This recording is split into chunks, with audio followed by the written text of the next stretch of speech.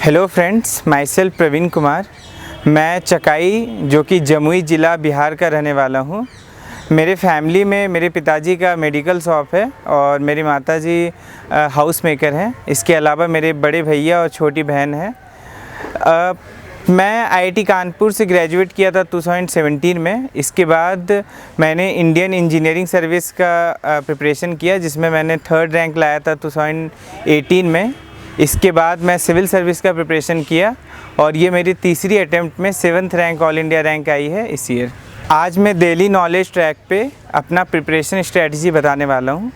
तो मैं ऐसे स्टार्ट करता हूँ कि पहले किस तरीके से मैंने प्रिपरेशन स्टार्ट किया था, कितना इम्पोर्टेंस मैंने प्रीलिम्स को दिया था और कैसे मैंने मेंस को हैंडल किया। उसके बाद मैंने कैसे इंटरव्यू का प्रिपरेशन किया।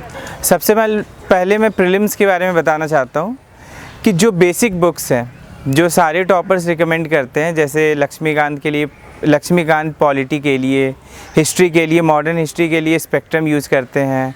ज्योग्राफी के लिए मैंने PMF IAS का बुक फॉलो किया था, जो कि बहुत ही अच्छा सोर्स है। एज वेल एज इन्वायरमेंट में भी मैंने शंकर IAS या फिर आप PMF IAS का सोर्स देख सकते हैं। Welcome to Lukman IAS, the Public Administration Foundation. Live online classes are as effective as offline classes. Study public administration optional under the guidance of S. Ansari, the one who has taken this optional to a new height. Since 2011, Lukman IAS students have maintained the records of securing the highest marks in this optional. Go through the course features of Public Administration Foundation for 2021. Live classes are similar to offline classes in terms of the concept building, the interaction and addressing of students' queries, and the dictation of notes. There will be elaborate discussions on concepts, theories, and principles, linking them with contemporary and current developments. In the live classes, notes are properly dictated the way it is done in offline classes. In fact, it is one USP of S. Ansari sir's classes. Optional is like a religion. You have to study it with a discipline and dedication under a guru. Most students get good ranks due to ethics, essay and optional, for which one does not have a better choice than Lukman IAS. So, contact us today for more information. PMF IAS का source देख सकते हैं।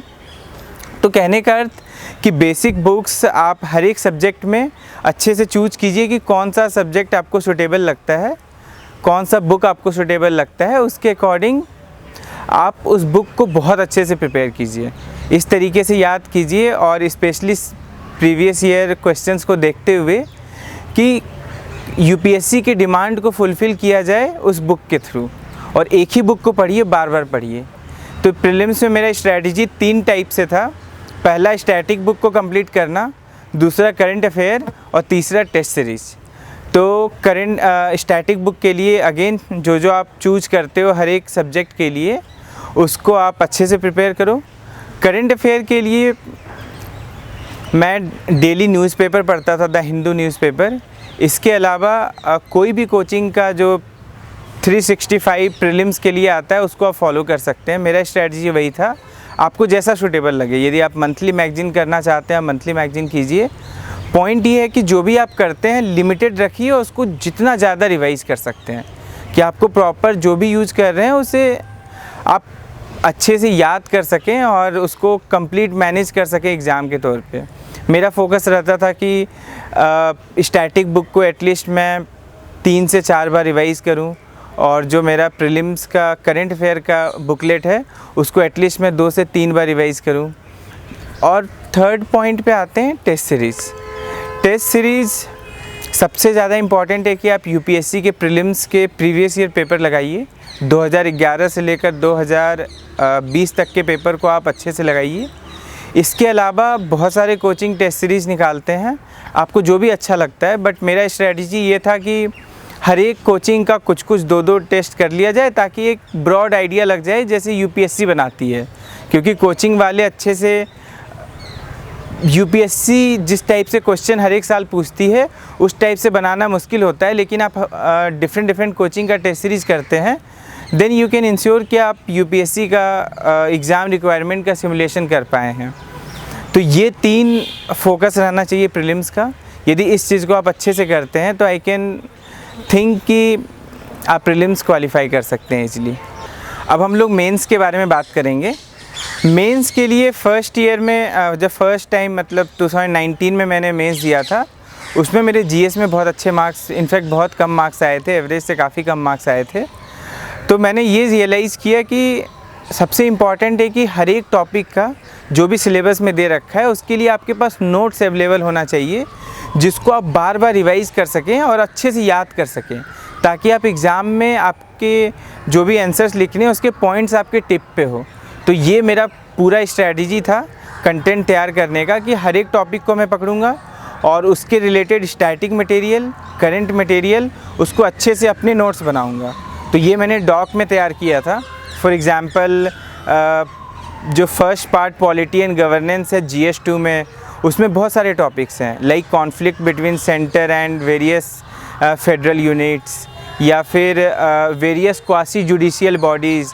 तो हर एक इस सब topics का मैंने स्टैटिक नोट्स बनाया था। वो डिफरेंट कोचिंग के मटेरियल्स आप देख सकते हैं, आपको जो भी सूटेबल लगता है। और उसके बाद एक बार जब आपका कंटेंट स्टैटिक का तैयार हो जाता है, फिर आप करंट अफेयर को लीजिए और उसी सीक्वेंस में, जिस सीक्वेंस में आपने स्टैटिक का नोट्स तैयार कर रखा है, दैट इज़ जो भी सब टॉपिक्स दे रखा है मेंस में, सिलेबस जो यूपीएससी सिलेबस दे रखी है, उसके अकॉर्डिंग आप करंट अफेयर भी तैयार कीजिए। ये मेरा स्ट्रैटेजी था। इसके अलावा एक बार जब मैंने कंटेंट तैयार कर लिया, फिर उसको मैं बहुत बार रिवाइज़ किया। एटलीस्ट मुझे लगता है मैं अपने नोट्स सेकेंड टाइम 6 से 7 टाइम्स रिवाइज़ किया था हर एक नोट्स को। एक तो मेंस का 2 स्ट्रैटेजी है। फर्स्ट थिंग कि आप अपने नोट्स अच्छे तैयार कीजिए। सेकंड थिंग, आप आंसर राइटिंग कैसे करते हैं। बहुत टॉपर्स और बहुत लोगों ने रिकमेंड किया है कि आप डेली आंसर राइटिंग कर सकते हैं, बट ये मैंने कभी नहीं फॉलो किया था। मेरा स्ट्रैटेजी था कि मैं 20 के 20 टेस्ट जाके लिखूँगा, लेकिन जब मैं सेकेंड टाइम मेंस दे रहा था तो मेरा फोकस ये रहता था कि मैं डेली 2 से 3 क्वेश्चंस लिखूंगा, बट वही क्वेश्चंस लिखूंगा जो यूपीएससी में पहले पूछे जा चुके हैं। मैं इधर करंट अफेयर वगैरह से क्वेश्चन नहीं उठाऊंगा, डायरेक्टली जो यूपीएससी पहले क्वेश्चन पूछ रखी है। जैसे जैसे मैंने सिलेबस कंप्लीट किया, जैसे मैंने सोसाइटी का टॉपिक कंप्लीट किया, तो सोसाइटी से रिलेटेड GS 1 में जितने क्वेश्चंस आ रखे हैं, मैं डेली 2 से 3 क्वेश्चंस लिखता था। एक ये कर सकते हैं, और प्लस आप टेस्ट सीरीज़ दीजिए। तो 2 पॉइंट है मेंस का। एक ये कि आप अपना कंटेंट बहुत अच्छे से प्रिपेयर कीजिए सिलेबस वाइज, एक सब टॉपिक वाइज। इसके अलावा आप आंसर राइटिंग कीजिए, बोथ यूपीएससी के previous year questions as well as आप कोई भी कोचिंग के टेस्ट सीरीज़ ले सकते हैं, उसके 20 के 20 क्वेश्चन विद इन टाइम लिखिए। तो ये मेंस का स्ट्रैटेजी हो गया GS के लिए। ऐसे मेरे को बहुत ज़्यादा ट्रिकी गेम लगता है, क्योंकि मैंने बहुत लोगों को देखा है जो बहुत अच्छा मार्क्स लाए, देन अगेन नेक्स्ट टाइम बहुत कम लेके आए हैं। तो मेरा स्ट्रैटेजी ये था कि 2 पार्ट हैं बेसिकली। एक तो जनरल पार्ट है जिसमें health, education, technology, women empowerment, ये सब से रिलेटेड टॉपिक्स आते हैं, और एक फ़िलोसॉफिकल टॉपिक आता है। तो मैं एक फ़िलोसॉफिकल टॉपिक से रिलेटेड नोट्स बनाया था, कुछ कोट्स कलेक्ट कर लिए थे, कुछ पोएम्स कलेक्ट कर लिए थे। For example where the mind is without fear, जो रविंद्रनाथ टैगोर का है, वो पोएम ऑलमोस्ट मैं हर एक ऐसे में यूटिलाइज़ कर सकता हूँ, उनके सेंटेंसेस। तो इस टाइप से आप फ़िलोसॉफिकल के लिए नोट्स प्रिपेयर कर लीजिए। और जो फर्स्ट पार्ट है, that is health, education, women empowerment, इन सब टॉपिक के लिए आप हर एक टॉपिक में थोड़े थोड़े कंटेंट प्रिपेयर कीजिए, और उस कंटेंट को अच्छे से आप रिवाइज़ कीजिए। और यूपीएससी के जो प्रीवियस ईयर क्वेश्चंस आ रखे हैं ऐसे के, उसी को आप अच्छे से लिखिए, और लोगों से रिव्यू करवा सकते हैं, कोचिंग इंस्टीट्यूट से रिव्यू करवा सकते हैं, जहाँ से भी आपको लगता है आप रिव्यू करवा सकते हैं। ये मेरा ऐसे का स्ट्रैटेजी था। ऑप्शनल मेरा ऑप्शनल सिविल इंजीनियरिंग है। मैं बहुत लक्की था क्योंकि मैंने सबसे पहले Indian engineering service as well as GATE का प्रिपरेशन किया था, तो मेरे नोट्स बहुत अच्छे बन गए थे। तो मुझे सिविल सर्विस में एग्ज़ाम प्रिपेयर करना बहुत आसान होता था, क्योंकि मेरे पास नोट्स पड़े हैं, उस नोट्स को रिवाइज़ करने में मुझे 5 दिन से भी अधिक नहीं लगते हैं। तो बेसिकली मैं पूरा सिविल इंजीनियरिंग ऑप्शनल 5 दिन में रिवाइज़ कर सकता हूँ। तो ये मेरा वन ऑफ द एडवांटेज था ऑप्शनल का। लेकिन जो कोई लोग सिविल इंजीनियरिंग ऑप्शनल लेना चाहते हैं, मैं उनको सजेस्ट करूँगा कि आप टाइम इन्वेस्ट कीजिए, बुक्स अच्छे से पढ़िए, नोट्स बनाइए, उसके बाद उसके शॉर्ट नोट्स बनाइए। और जो भी यूपीएससी में प्रीवियस ईयर में क्वेश्चंस आ रखे हैं, जैसे इंडियन इंजीनियरिंग सर्विस में क्वेश्चंस आ रखा है, या फिर आईएएस के ऑप्शनल्स हैं, या फॉरेस्ट सर्विस के ऑप्शनल्स हैं, इन तीनों बुक को बेस बनाइए, उसके सारे क्वेश्चंस अच्छे से कीजिए। और प्लस टेस्ट सीरीज भी कर सकते हैं, ताकि आप विद इन टाइम सॉल्व कर पाते हैं कि नहीं करेक्टली। बट मेन फोकस होना चाहिए आपका प्रीवियस ईयर जो क्वेश्चंस आ रखे हैं, उसी को आप अच्छे से कीजिए, उसी के नोट्स बनाइए। आई थिंक आप सिविल में अच्छा कर सकते हैं। और यही रीज़न है कि मुझे लगता है कि लास्ट टाइम भी मेरे one of the highest marks थे सिविल इंजीनियरिंग में, और प्रोबेबली इस टाइम भी मैं अच्छा ही किया होऊंगा सिविल इंजीनियरिंग ऑप्शनल में, क्योंकि one of the major reason है कि मेरे नोट्स बहुत अच्छे हैं। और वो notes through the times of जब मैं इंडियन इंजीनियरिंग सर्विस का प्रिपरेशन कर रहा था, तब से उस नोट्स को मैं बहुत अच्छे से रिफ़ाइन कर रहा हूँ, और आज वो मेरे पास बहुत अच्छा नोट्स बन गया है। मैं प्रोबेबली वो नोट्स ऑनलाइन भी अपलोड करूँगा, जहाँ से आप लोग एक्सेस कर सकते हैं। तो ये मेरा ऑप्शनल का स्ट्रैटेजी था। मैं अब इंटरव्यू का स्ट्रैटेजी बताऊँगा। Interview one of the things है जो एक्चुअली आपके रियल सेल्फ को प्रेजेंट करेगा वहाँ पे इंटरव्यू रूम में। तो ये नहीं मैटर करता है कि आप कितना ज़्यादा प्रिपेयर करते हैं, बल्कि इन जनरल जो भी चीज़ आप करते हैं, आप कितना क्यूरियस हैं, कितना अच्छे से चीज़ों को समझते हैं, और एक डेफिनेट तरीके से सोच पाते हैं। मुझे लगा कि मेरे इन जनरल इंटरव्यू में एवरेज मार्क्स आए हैं, बट प्रोबेबली इस बार अच्छा आया होगा। तो मेरा स्ट्रेटजी ये था कि सबसे पहले मैं डैफ में जितना भी चीज़ लिख रखा हूँ, वो मैं वही लिखा था जिसमें मैंने सच में काम कर रखा है, और मैंने एक्सपीरियंस गेन किया है, और मैं सच में क्यूरियस था। फॉर एग्ज़ाम्पल मेरा हॉबी माउंटेनियरिंग है और स्क्वैश है, जिसको मैंने बहुत अच्छे से फॉलो किया है। तो आप वही चीज़ को लिखिए डैफ में, जिसको आपने पैशनेटली फॉलो किया है लाइफ में।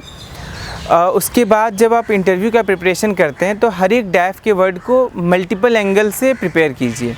फॉर इंस्टेंस स्क्वैश है, तो मैं स्क्वैश के गेम के हिस्ट्री जानूँगा, इसका मैं ये जानूँगा कि कैसे खेलते हैं, क्या रूल्स होता है, क्या फेमस प्लेयर्स हैं। इस टाइप से डिफरेंट डायमेंशन में आप सोच सकते हैं।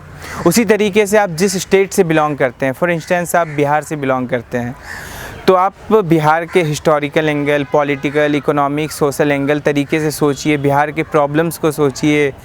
प्लस आप एज एन ऑफिसर आप सोचिए कि कैसे आप सॉल्यूशन निकाल सकते हैं, जो कि सॉल्यूशन आप खुद से सोचिए कि आप कैसे अच्छा कर सकते हैं। क्योंकि जेन्युइननेस सबसे ज़्यादा काम आता है इंटरव्यू में, बुकी से आंसर काम नहीं आएंगे। वो मैटर करता है कि आप एक्चुअली में कैसे सोचते हैं प्रॉब्लम्स के बारे में, और उसको कैसे सॉल्व करते हैं। प्लस आपने जो भी लाइफ में किया है उसको कितना अच्छे से पैशनेटली फॉलो करते हैं। फॉर इंस्टेंस मेरा सिविल इंजीनियरिंग ग्रेजुएशन है, तो इंटरव्यू में ऑलमोस्ट 50 से 60% सिविल इंजीनियरिंग के अराउंड ही रोटेट किया। तो प्रोबेबली जो इंजीनियरिंग ग्रेजुएट हैं, वो अपनी इंजीनियरिंग को लेके भी थोड़ा क्यूरियस रहें, क्योंकि it shows about your personality कि आपने लाइफ में जो भी किया है उसको आपने पैशनेटली फॉलो किया है। ये मेरा इंटरव्यू का स्ट्रैटेजी था। इसके अलावा एक और पॉइंट पे मैं बात करना चाहूँगा कि वर्किंग प्रोफेशनल्स कैसे कर सकते हैं प्रिपरेशन। दिस अटेम्प्ट में मैं ऑलरेडी रेलवे में as a provisionary officer training कर रहा था। ऑल्दो टाइम मुझे मिले, क्योंकि ट्रेनिंग में थोड़े टाइम मिल जाते हैं, but still as a person वो जो पूरे अच्छे से प्रिपेयर कर रहा है रूम पे बैठ के, उतना तो टाइम नहीं मिलता था, क्योंकि काफ़ी इंगेजमेंट होते थे। तो उसके हिसाब से मैं बोलना चाहूँगा कि आप कितना स्मार्टली प्रिपेयर करते हैं, वो डिटरमाइन करेगा कि आपका सक्सेस, आप एग्ज़ाम क्वालिफाई करते हैं या नहीं। फॉर इंस्टेंस यदि आपको लगता है कि यदि मैं 10 घंटे नहीं पढ़ूँगा तो मेरा एग्ज़ाम क्लियर नहीं होगा, ऐसा नहीं है। आप अपने सिचुएशन को, अपने स्ट्रेंथ और वीकनेस को देखते हुए आप खुद से स्ट्रैटेजी बनाइए। फॉर इंस्टेंस यदि मुझे रियलाइज़ हुआ फिर से अटैम्प्ट देना पड़ता, तो मेरा मेंस का नोट्स इतना अच्छे से बना हुआ है कि मैं विदिन 10 डेज़ जीएस और ऑप्शनल को प्रिपेयर कर सकता हूँ। तो इस टाइप के आपके नोट्स प्रिपेयर होने चाहिए हर एक सब्जेक्ट, हर एक सब टॉपिक्स का, जो both static as well as current affair को अच्छे से कंबाइन कर सके, और उसको आप हर एक में रिवाइज़ कीजिए। आप ज़्यादा मैगजीन्स वगैरह मत देखिए, मैगजीन से भी मटेरियल मिलता है, वो खुद के नोट्स में ऐड कीजिए और उसी को कॉम्प्रिहेंसिवली रिवाइज़ कीजिए, तो आपका टाइम जो प्रिपरेशन का होगा वो बहुत कम हो जाएगा। एज वेल एज प्रीलिम्स का मैं बताऊंगा कि मैंने कैसे मैनेज किया कम टाइम में। वन ऑफ द फोकस होना चाहिए प्रीलिम्स में कि जो मुझे लगता है कि static book, for instance polity के लिए लक्ष्मीकांत, हिस्ट्री के लिए स्पेक्ट्रम, ज्योग्राफी, एनवायरनमेंट के लिए जो भी डिफरेंट बुक आप लेना चाहते हैं उसको आप बहुत अच्छे से प्रिपेयर कीजिए। और जो करंट अफेयर है, यदि आप रेगुलरली पेपर पढ़ते हैं तो यूपीएससी का जो प्रीलिम्स का क्वेश्चंस आता है, ज़्यादातर ऐसे क्वेश्चंस आते हैं जो बहुत ही कॉमन सेंस के होते हैं। यदि मैं प्रीलिम्स की बात करूँगा कि उसको कैसे स्मार्टली प्रिपेयर कर सकते हैं, ऑल्दो मैंने प्रीलिम्स में करंट अफेयर के लिए मैगजीन पढ़ा था 365 प्लस स्टैटिक बुक में बहुत अच्छे से कंप्लीट किया था, लेकिन सिंस इस बार मेरे पास टाइम की कमी थी तो मैं ये सोचा कि यदि मेरा इस बार एग्ज़ाम नहीं निकलता, क्योंकि मैं ऑलरेडी प्रीलिम्स के बारे में भी सोचने लगा था बिफोर येस्टरडे, तो मेरा ये स्ट्रेटजी था कि मैं इस बार जो मैगजीन्स आते हैं 365 उससे नहीं पढ़ूंगा क्योंकि मेरे पास टाइम नहीं है, बट अदरवाइज़ मैं सारे यूपीएससी के जो प्रीवियस ईयर क्वेश्चंस आ रखे हैं फ्रॉम 2011 उसको मैं पूरे अच्छे से सॉल्व करूंगा। स्टैटिक बुक को मैं बहुत अच्छे से कंप्लीट करूंगा। स्टैटिक बुक कंप्लीट करने के बाद यदि मेरे पास टाइम बचता है तो प्रोबेबली इकोनॉमिक्स, टेक्नोलॉजी और इन्वायरमेंट के कुछ करंट अफेयर पढ़ सकता हूँ, बट मेजर फोकस रहेगा कि मैं स्टैटिक बुक बहुत अच्छे से कंप्लीट कर लूँ और प्रीवियस ईयर प्रीलिम्स के अच्छे से क्वेश्चन सॉल्व कर लूँ, और प्लस जो मैंने over the year current affairs पढ़ा है और जो मैंने मेंस के करंट अफेयर बनाए थे उन सबको रिवाइज़ कर लूँ। इतना इनफ होगा मुझे लगता है मेरे प्रीलिम्स निकालने के लिए। और यदि ऐसा कोई स्मार्ट स्ट्रेटजी लोगों अपने कैपेसिटी, स्ट्रेंथ और वीकनेस को देख के बनाया जाए तो सर्टेनली स्मार्ट वर्क के साथ कम टाइम में प्रीलिम्स को भी क्लियर किया जा सकता है। ये मेरा कंप्लीट स्ट्रेटजी था prelims, mains, interview as well as smart preparation का।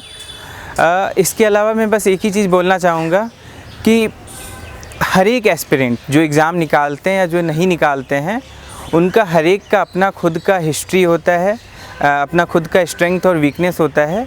आप खुद को अच्छे से समझिए, उसके अकॉर्डिंग आप अपना प्लान बनाइए कि कैसे एग्ज़ाम को कंप्लीट, मतलब इसके सिलेबस को अच्छे से कंप्लीट करना है और एग्ज़ाम को क्लियर करना है। आप ज़रूर सीखिए मेरे वीडियोस से, और इतने टॉपर्स हैं, सब लोगों ने बहुत अच्छे अच्छे स्ट्रैटेजी बताए, उनसे सीखिए, बट एट द एंड उन सब से सीख के खुद से स्ट्रैटेजी बनाइए। यदि आप खुद से करेंगे तो ही सक्सेसफुल होने का सबसे ज़्यादा चांस है, क्योंकि कॉपी करके आप सही तरीके से नहीं फॉलो कर सकते हैं, क्योंकि हर एक बंदे का, हर एक एस्पिरेंट का खुद का strength, history as well as weakness होता है। ये मेरा पूरा प्रिपरेशन का एग्जॉस्टिव स्ट्रैटेजी था, मैंने ऑलमोस्ट हर एक पॉइंट कवर किया है। इसके अलावा अगेन लास्ट थिंग, अपने स्ट्रेंथ को समझिए और अच्छे से प्रिपेयर कीजिए। Thank you.